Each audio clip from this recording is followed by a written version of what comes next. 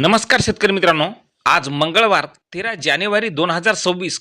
शेतकरी मित्रांनो, तुरीच्या दरात पुन्हा एकदा प्रति क्विंटल 200 रुपयाची कालच्यापेक्षा वाढ पाहायला मिळालेली आहे. मित्रांनो, सध्या महाराष्ट्रात तुरीला काय मिळत आहेत बाजारभाव पहा चॅनलच्या माध्यमातून.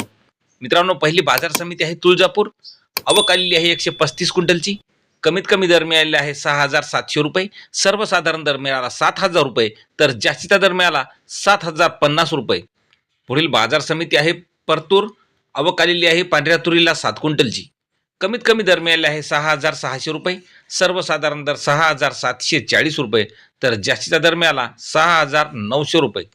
पुढील बाजार समिती आहे तुळजापूर. पांढऱ्या तुरीला आवक आलेली आहे 163 क्विंटलची. कमीत कमी दर मिळाला 6,700 रुपये.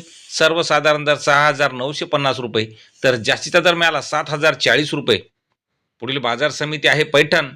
आवक आलेली आहे 84 क्विंटलची. कमीत कमी दर मिळाला 6,000 रुपये. सर्वसाधारण दर 6,571 रुपये, तर जास्तीचा दर मिळाला 6,751 रुपये. पुढील बाजार समिती आहे कुरुडवाडी. आवक आलेली आहे 21 क्विंटलची.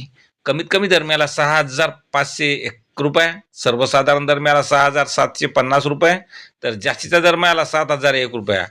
पुढील बाजार समिती देवणी. आवक आलेली आहे 46 क्विंटलची. कमीत कमी दर मिळाला 7,101 रुपये.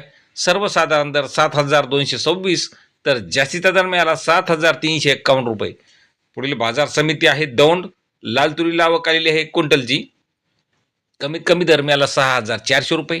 सर्वसाधारण दर 6,400, तर जास्तीचा दर सुद्धा 6,400 रुपये मिळालेला आहे. पुढील बाजार समिती बुलढाणा.